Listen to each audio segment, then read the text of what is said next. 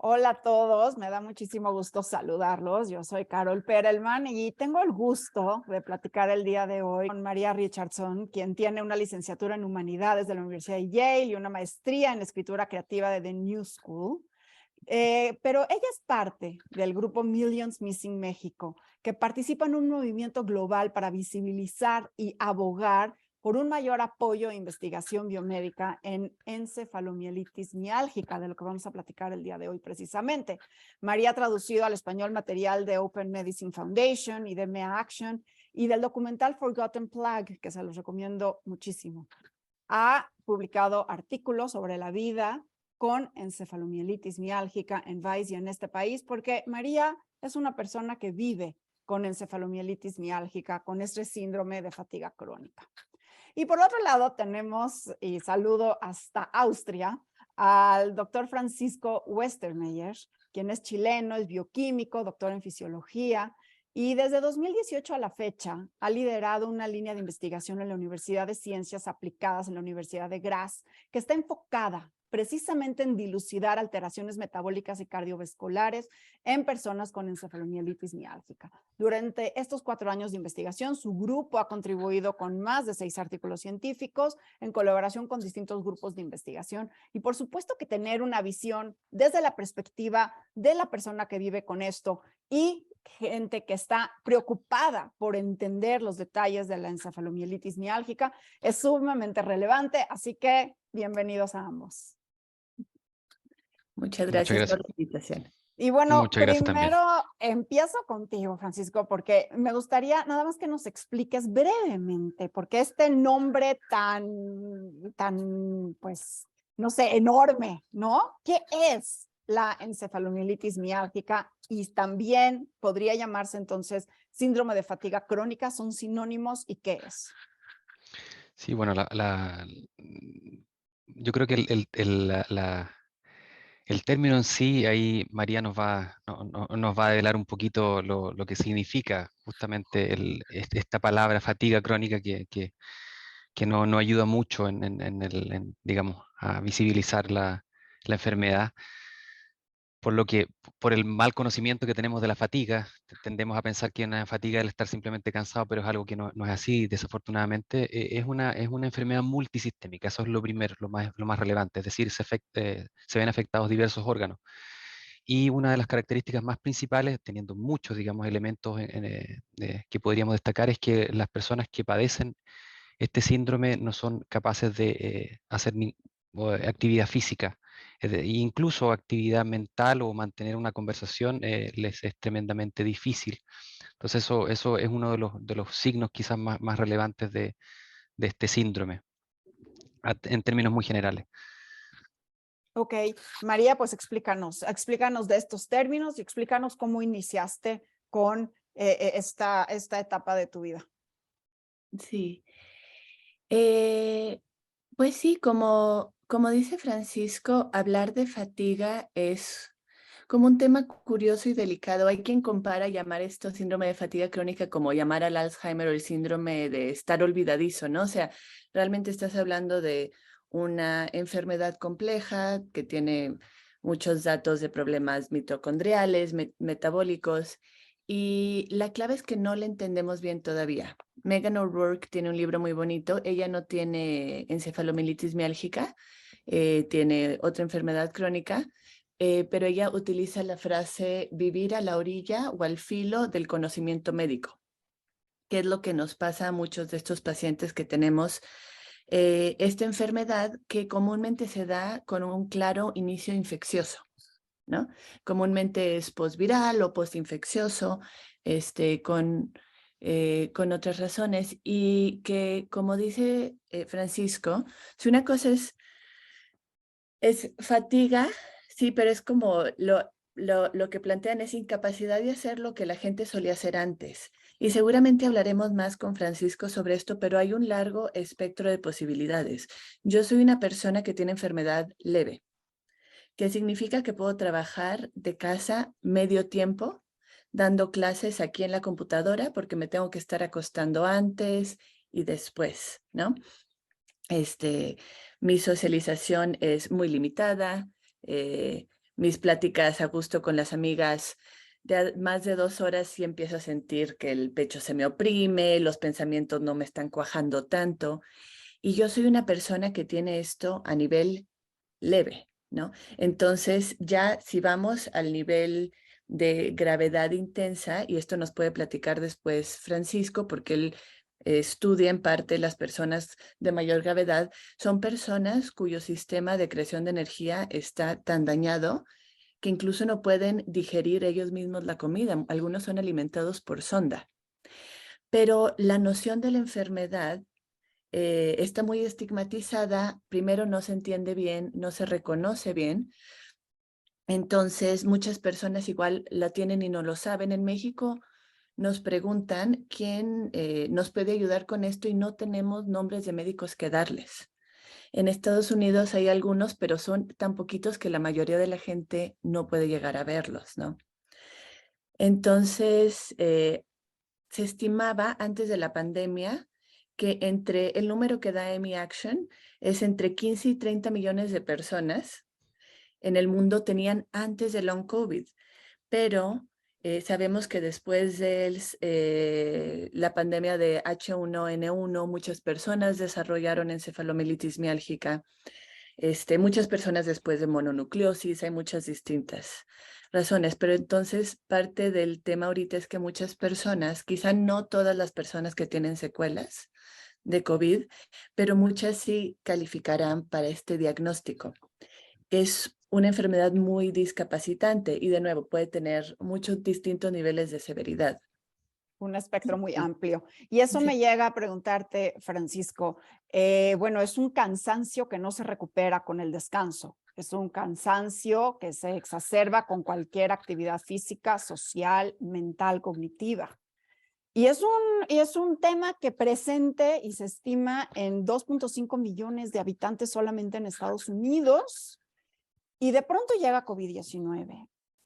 ¿Cómo es tanto la visibilización de la encefalomielitis miálgica como ocurre durante la pandemia de COVID-19 y qué tanto se relaciona o si podemos decir que está asociado o es lo mismo que lo que vemos en las personas que tienen COVID largo, en las personas que tienen long COVID, porque seguramente personas que nos están escuchando ahorita dicen, oye, yo como que tengo eso que dice María. Entonces, ¿cómo lo diagnostico? ¿Cómo sé si esto que tengo en long COVID, que uno de los síntomas o signos más importantes de long COVID es este cansancio, esta fatiga, es encefalomielitis miálgica? Sí, es un muy buen punto, Carol, lo que mencionas. Quisiera ahí agregar y reafirmar lo que mencionaba María, cuando mencionaba que no es posible o les dificulta mucho tener una actividad física. Es importante clarificar que, como bien dice María, desde un momento ellos no pueden realizar las actividades habituales. Eso es un tema súper importante. No es que, porque claro, hay un grupo de personas que probablemente no hacían deporte normalmente, pero dejan de hacer sus actividades básicas, es decir, no, o sea, están impedimentados de hacerlo de forma normal. Eso es un punto. Respecto a la pandemia, a mí me tocó personalmente vivir esta transición, porque cuando nosotros partimos con la línea de investigación en encefalomielitis miálgica, eh, esto fue prepandemia, y durante el curso de la pandemia, alrededor de los 6 meses después que esto comenzó, aumentó el número de artículos científicos en los que aparentemente había una conexión, y sí, efectivamente hay una conexión. Ahora, el gatillante digamos, del long COVID, como se le denomina en inglés, o el COVID prolongado en español, es el SARS-CoV-2, el virus que nosotros ya muy bien conocemos. Pero como bien dice María, hay otros agentes infecciosos, no necesariamente virus, que también pueden gatillar una respuesta, digamos, de este tipo. Respecto a tu pregunta en particular, si hay una relación entre el long COVID y la encefalomielitis miálgica, hay una correlación bastante grande. No me atrevería a decir hoy día que se manifiesta de la misma manera. No estamos hoy día en condiciones de decir con evidencia en mano de que sean exactamente lo mismo, porque aún así, si nosotros analizamos la encefalomielitis miálgica, hay diferentes subgrupos, digamos. Sí hay una hay varios puntos en común, hay una correlación bastante grande. Ahora hay diferentes, es bastante heterogéneo en algunos, o hay diferentes grupos de pacientes, pero sí hay una conexión bastante grande entre ambos síndromes. Bueno, y ahora regreso contigo, Francisco, para hablar precisamente de cuáles son las posibles causas la fisiopatología, digamos, qué es lo que están haciendo estos agentes, estos virus que desatan una fatiga crónica y cómo se ve el panorama. Pero antes voy con María para que me platique un poco, tú que vives con esto y que durante la pandemia ya tenías encefalomelitis miálgica. ¿Qué ocurrió con estos grupos de pacientes, de personas que se daban cuenta que no estaban retornando a su salud pre-COVID y que empezaron a buscarte? Y además, ¿cuáles son los tratamientos? ¿Cómo es como estás viviendo esta experiencia, sabiendo que hay poca investigación y pues no tantos tratamientos tan disponibles? Entonces, cuéntanos esta experiencia. Claro. Sí, pues desde que se declaró la pandemia, o sea, desde que marzo 2020, incluso, o sea, las personas de los grupos de encefalomelitis miálgica entraron en alerta, porque como sabemos lo que puede pasar después, cuando tanta gente se enferma al mismo tiempo, mucha gente pareciera que predijo la posibilidad de COVID persistente, de long COVID, pero en realidad es porque es una experiencia compartida, ¿no? Entonces,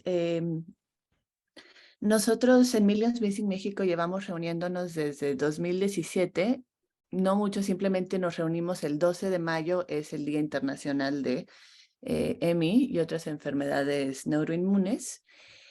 Y sí, en realidad, desde entonces ha surgido pues mucha más gente en México que nos busca, ¿no?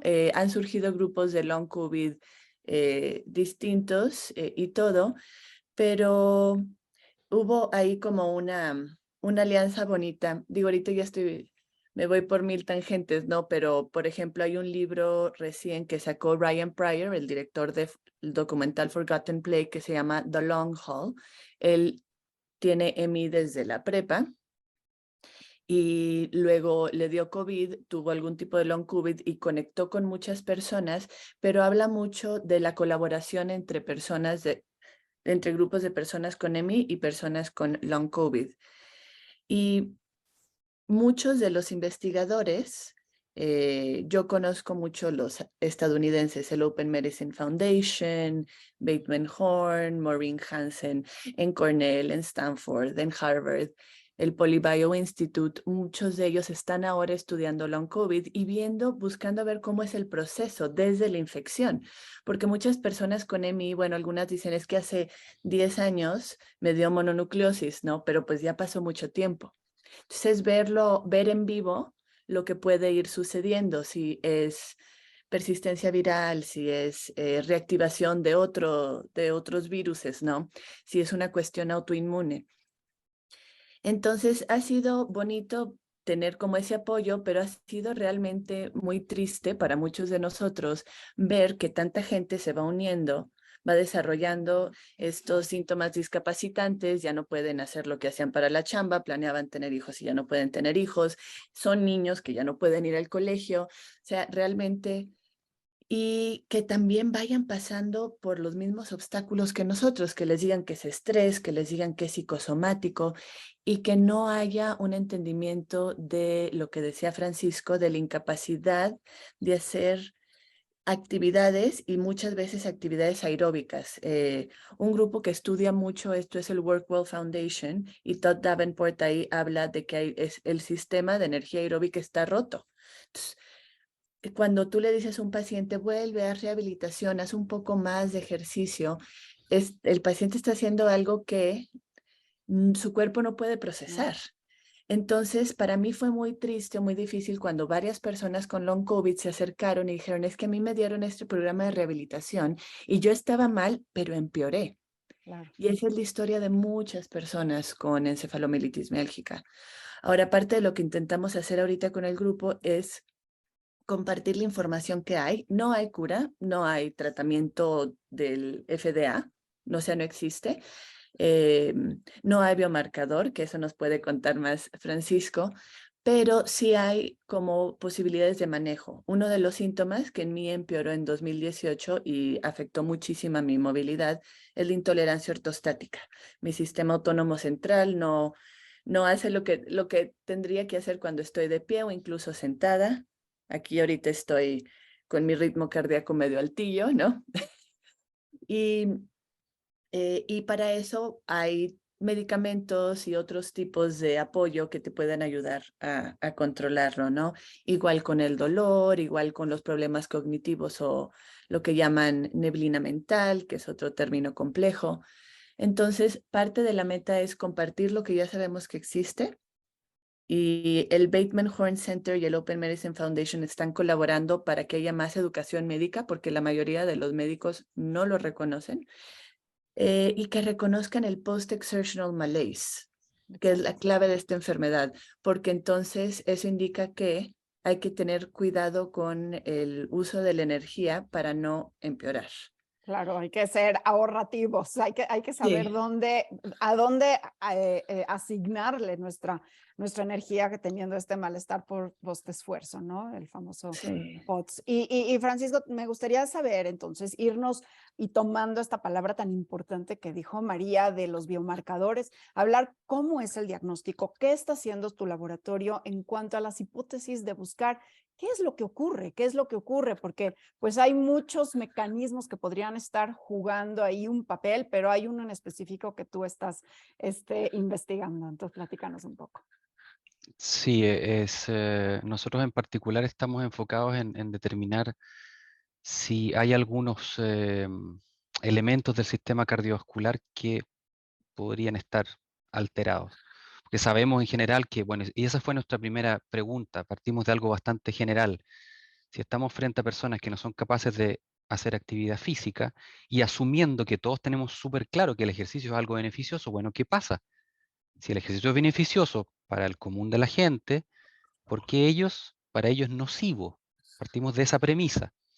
Entonces nos enfocamos en el sistema cardiovascular y tratar de encontrar en sangre de estos pacientes. Nosotros recibimos una cohorte de pacientes del biobanco en Londres y investigamos algunas moléculas que de alguna manera pueden alterar el flujo sanguíneo. ¿Cuál es nuestra idea? Y esa es una idea que también se conecta con algunas otras evidencias de distintos laboratorios, es que por alguna razón la perfusión, es decir, la sangre que transporta nutrientes y también desechos desde los órganos, ¿cierto? Por alguna razón, quizás la perfusión correcta de estos órganos, como es multisistémico, estaría O sea, la afectada. irrigación, déjame Exactamente, traducir perfusión. la irrigación, exactamente.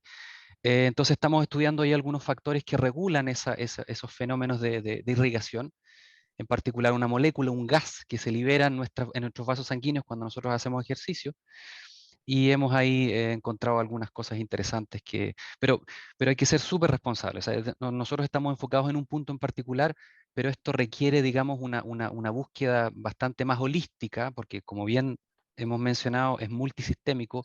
Claro. El encontrar marcadores digamos, en sangre o en el sistema cardiovascular es solo una parte del puzzle. Y eso es importante también ser em, bastante enfático en ese sentido.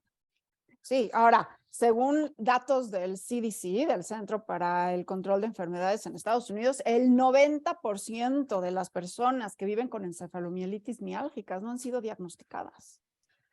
Yo no sé y yo espero que desgraciadamente uno de los silver linings, digamos, de estas, pues algunas herencias positivas que nos puede dejar la pandemia es más visibilidad, más fondos y mucha más apertura para hablar de todo esto.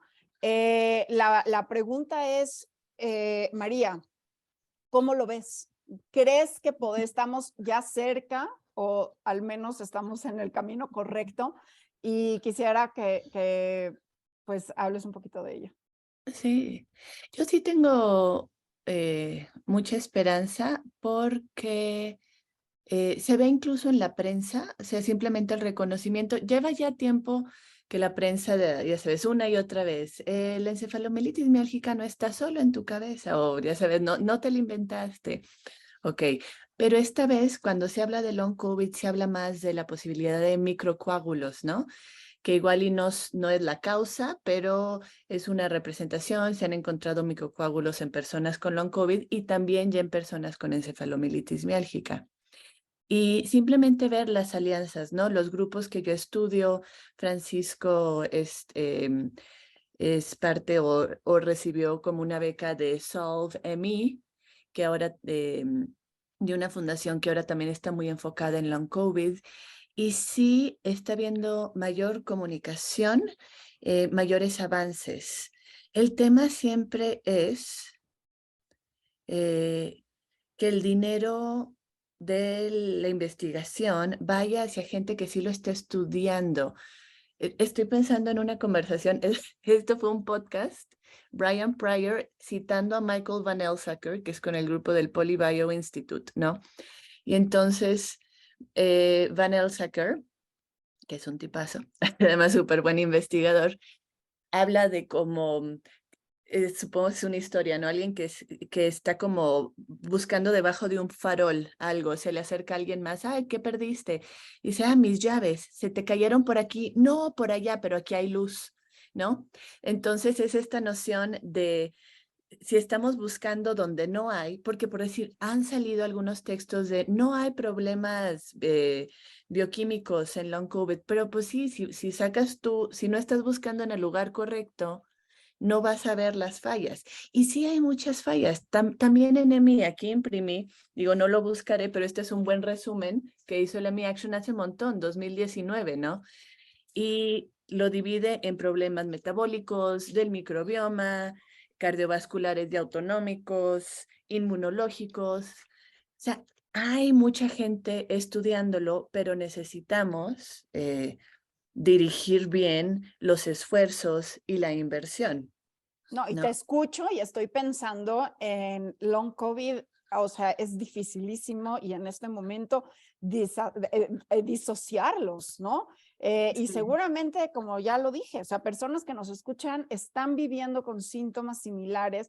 Francisco, ¿cuál es la recomendación? ¿A dónde hay que acudir? ¿O cuál es la forma en que las personas que nos oyen pueden averiguar? ¿Y cuál es la relación que podría tener la encefalomielitis miálgica con la intolerancia ortostática, con las disautonomías, con el síndrome de taquicardia postural ortostática, el malestar postesfuerzo? ¿Cómo se relacionan entre sí todas estas condiciones? Ese es un súper buen punto. ¿Cómo se relacionan? Como mencioné, hay diferentes grupos de pacientes. En algunos casos hay pacientes que manifiestan una de esas, digamos, síntomas en particular. Por decirlo de alguna manera, es una especie de paraguas, digamos, que engloba diferentes tipos de sintomatología. ¿Qué es lo que deberían hacer los pacientes? Ese es un punto súper central. Yo creo que un elemento no solo como investigador, sino como una persona común, y lo que veo es que los grupos como en los que participa María son tremendamente importantes. Es decir, yo lo primero que haría, antes incluso, digamos, porque claro, es súper difícil encontrar un especialista o estar en contacto con algún investigador que pudiera eventualmente orientar en este tema, es recurrir a estas organizaciones. Yo creo que ellos cumplen un rol fundamental. Lo que está haciendo María, por ejemplo, en México, acá en Europa hay diferentes asociaciones. Creo que esto es súper importante también para diseminar esta información. Lo segundo, buscar, si hay como es multisistémico, vuelvo a insistir, buscar algún especialista que digamos, que esté asociado, digamos, a los síntomas, o digamos, una especialidad, si es neurología, si es gastrointestinal, si es cardiovascular, es decir, acercarse a un especialista al menos con el que se pueda conversar de forma más cercana al menos de los síntomas, si es que esa persona no está familiarizada o es especialista con el síndrome en particular. Esas serían mis recomendaciones, digamos, al principio.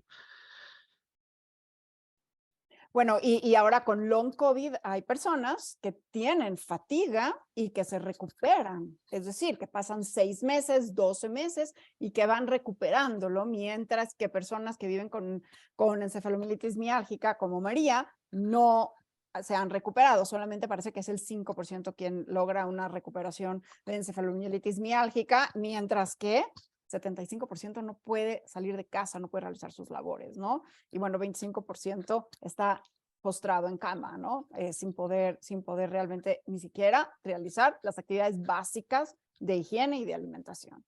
Entonces, bueno, en este panorama, María, me gustaría preguntarte, y bueno, Francisco, a ti también, si me falta algo importante de mencionar para el público que nos escucha, y luego que cada uno de ustedes, por favor, me dijera cómo contactarlos, porque seguramente hay gente que va a querer seguir estas charlas, al menos seguirlos en redes sociales, estar en estas conversaciones tan importantes que se están generando y que a lo mejor no ayudarnos a nosotros mismos, pero sí a un hermano, a una pareja, a un padre o a alguien que esté con esta situación. María. Sí, pues a mí me interesa mucho que las personas sepan que hay recursos. No todos están ya disponibles en español, pero incluso estamos hablando con en el Bateman Horn, que tiene muchos recursos para médicos y pacientes, porque para nosotros como personas que vivimos con la enfermedad, sí, nos interesa mucho, obviamente, que se llegue a entender la causa, que haya mejores tratamientos y curas, pero también el vivir el ahora, ¿no?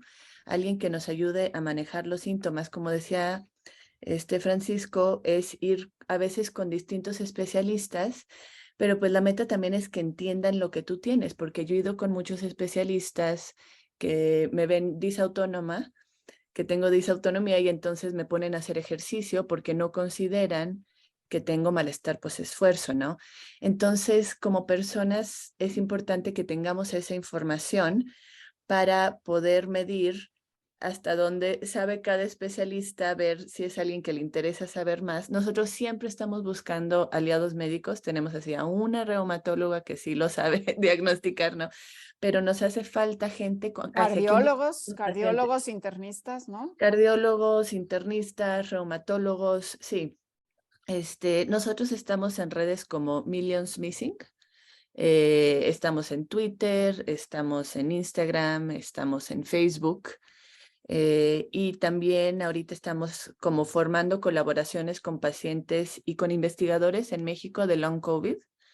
Entonces la esperanza es poder tener mayores recursos en español y más doctores y clínicas a cuales poder dirigir a las personas, porque queremos hacer buena investigación, apoyar buena investigación, pero también poder apoyar ahorita como estamos y al menos asegurar que las personas no empeoren si se puede controlar de cierta manera, ¿no?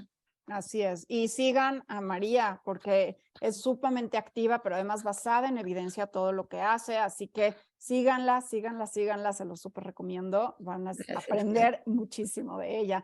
Y bueno, Francisco, ¿qué nos faltó platicar y dónde te podemos consultar? Sí, hay 3 puntos breves que me gustaría mencionar. El primero es que desafortunadamente para ustedes, digo, mujeres, este síndrome afecta 3 veces más a mujeres que a hombres. Es un tema también relevante que creo que no lo mencionamos en un momento y también le da un contexto también a esto. Em, Algo a medida que estábamos conversando, algo, porque claro, pensamos en la persona que está afectada, digamos, por estos síndromes tanto de encefalomielitis miálgica o COVID persistente. Pensamos en ellos, pensamos en especialistas, pero hay un punto súper importante que quiero hacer bastante énfasis en el entorno familiar. Acá también es una de las cosas que sugeriría humildemente a esos pacientes, digamos, las personas afectadas, que comuniquen esto a su entorno, porque creo que, y es también deber de nosotros de poder educar y entregar información, y ahí me conecto también con María, para nosotros en hablantes de español, hay muy poca información, desafortunadamente. La gran mayoría, claro, lo que se estila normalmente, uno publica sus trabajos en inglés, y eso es la gran plataforma. Uno accede a través digamos, de la evidencia básicamente en inglés. Es tener plataformas que permitan a muchas personas afectadas de leer la información en español. Eso es súper importante y eso puede generar también un canal importante para que aquellas personas afectadas también puedan informar y que su entorno, porque es súper importante, ellos prácticamente están aislados y si no tienen una red de apoyo importante de su núcleo familiar, de sus amistades, o sea, intentar encontrar apoyo en un especialista, yo creo que también eso es una triada súper importante, o llamémoslo como sea, digamos. Creo que la información en español, como para tratar de resumir, y generar un canal que permita también al entorno de los pacientes estar más informado, va a permitir sin duda mejorar la calidad de vida desde el punto de vista también de contención. Creo que eso es súper importante, dejando de lado la parte, digamos, síntomas, potenciales tratamientos. Creo que eso es un punto importante que muchas veces no se toma tan en consideración.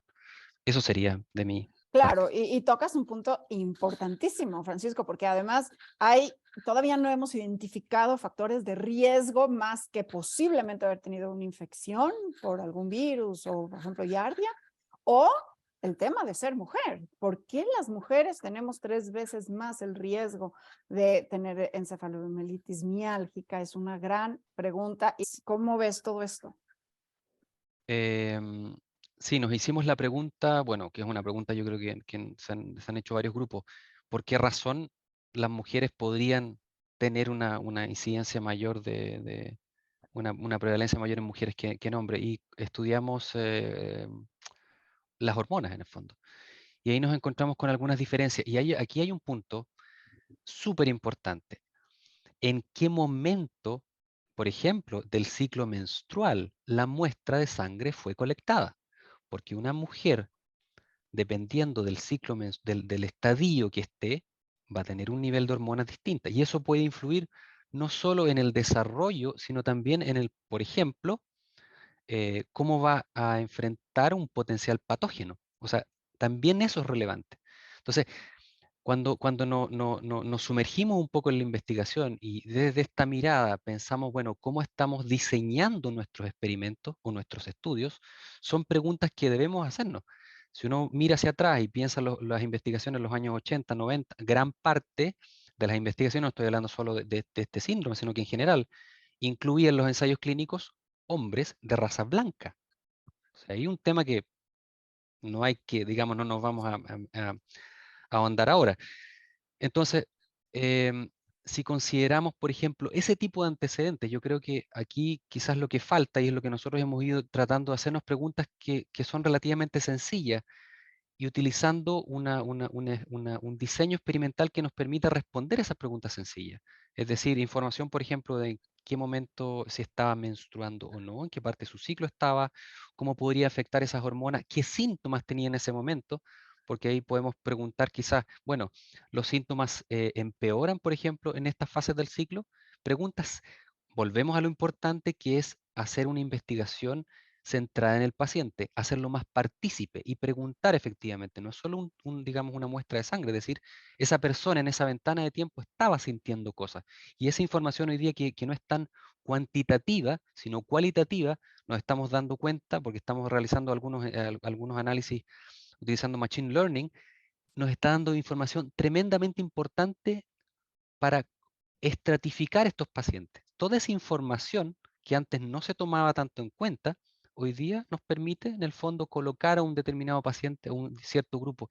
Y cuando vemos un grupo de pacientes clasificados como encefalomielitis miálgica y utilizamos una serie de variables, comenzamos a colocarlos en diferentes grupos, digamos. Y eso nos permite, si nos enfocamos en uno en particular, tener una visión mucho más acabada, digamos, de ese grupo en particular y por ende podemos sugerir potenciales tratamientos, diagnósticos, etcétera. O sea, hay varias cosas ahí que son No, también. emocionante, emocionante escuchar que están haciendo una investigación con una perspectiva adecuada cuando hablan de que la mayoría de los pacientes son mujeres. Hay que tomar en cuenta, pues, por supuesto, a la mujer.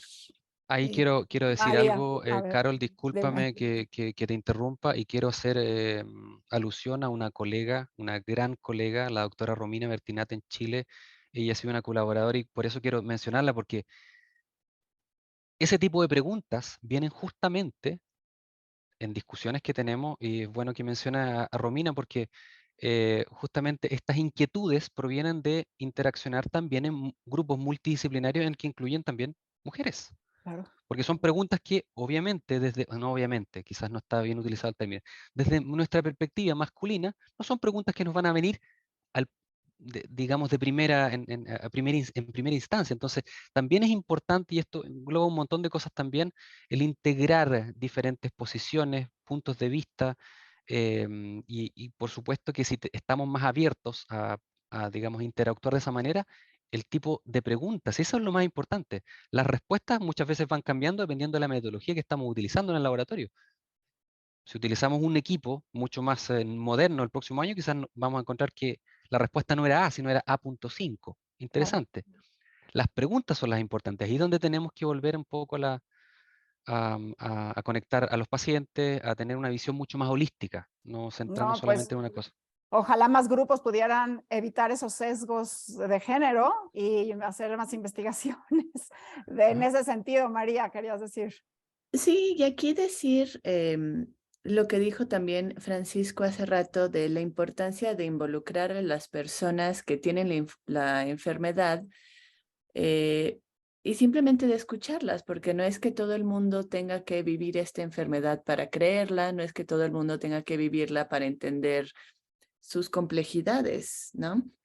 En los foros de pacientes queda muy claro que el ciclo menstrual afecta los síntomas, muy claro, porque son conversaciones que se tienen entre personas con la enfermedad, ¿no?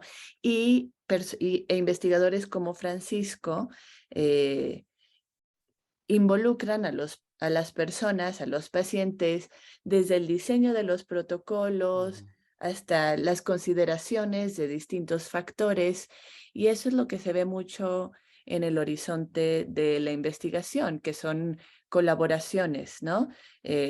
Una, sí, como una expansión de la relación paciente-médico, de la relación paciente experto. También hay muchos médicos e investigadoras que también tienen las enfermedades, ¿no? Pero simplemente una mayor colaboración y, como dice Francisco, hacer las preguntas correctas y estar dispuesto a escuchar, porque mucho de esto es no estar escuchando a los pacientes, No, a pues las pacientes, y esto sobre es, todo a las pacientes, que nos podríamos ir por esa tangente, ¿no? Que hay mucho, exacto. mucho No, libro al y respecto. todo esto enriquece, por supuesto, y estas conversaciones y estar presentes y tener estas diálogos entre Sí. pacientes, entre médicos y entre investigadores y hacia todos los diferentes nodos de esta relación Claro. en un triángulo equilátero de igual, Sí, sí. con los lados de idéntica dimensión, ¿no? Y pues quizás llevar diarios es una buena idea para los pacientes, llevar diarios para ir monitoreándose y poder luego tener, bueno, información, datos que puedan Así servir también es. para los diseños, ¿no? Sí, sí, diarios. Y luego también yo estoy participando en un programa beta de un app para personas con encefalomelitis miálgica y long COVID, ¿no? Ahorita no lo traigo puesto, pero aquí traigo mi Fitbit, normalmente traigo otro acá. Pero sí, llevar cuenta propia, llevar el registro. Yo siempre motivo a mis amigas y a mis familiares que sean metafóricos en sus descripciones, porque las sensaciones del cuerpo cambian y son difíciles de recordar. Y entonces aquí es donde la poesía ayuda. Pero sí, a mí lo que me esperanza mucho es ver cómo sí se están viendo estos avances y cambios en las relaciones, como estas estructuras más rígidas se van abriendo. Y por eso aprecio mucho a investigadores como Francisco, a que comunicadoras de ciencia como tú también consideren a una persona con la enfermedad para participar en estas conversaciones. Una persona Todo eso. experta además, así que hagamos equipo. Y gracias por estar en la investigación y por poder ayudarnos a esclarecer todo esto. Francisco, ¿dónde te encontramos? ¿Dónde te seguimos? ¿Estás en redes sociales? Tengo una red social, Twitter. Ok. No soy muy activo en Twitter, pero trato de mantenerme más o menos, digamos, lo que sí, recibo bastante información. Para nosotros como científicos es una plataforma maravillosa porque uno puede estar constantemente informado acerca de los últimos trabajos que se publican. Pero sí, Twitter es una red en la que eventualmente la gente podría o las personas contactarme y estoy súper abierto a recibir cualquier tipo de pregunta, lo que pueda aportar, estoy absolutamente disponible. Perfecto.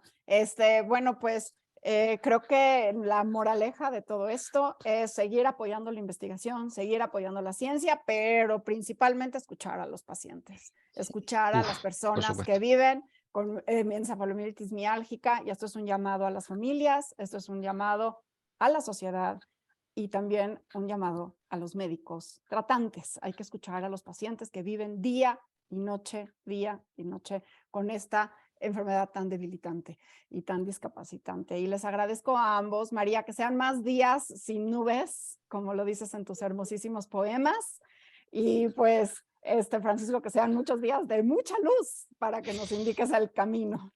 Muchísimas gracias. Yo y muchos, muchos, cientos de personas alrededor del mundo que estamos ahí tratando de poner más piececitas en el puzzle. Muchas gracias por la invitación, Carol, María también Sí, sí, por muchas gracias acompañarnos. a los dos. No, pues al contrario, abrazo hasta Austria, gracias por conectarte y un abrazo, mi querido Abrazo, María. México, de vuelta. Pues yo soy Carol Perelman, muchísimas gracias por haber estado con nosotros.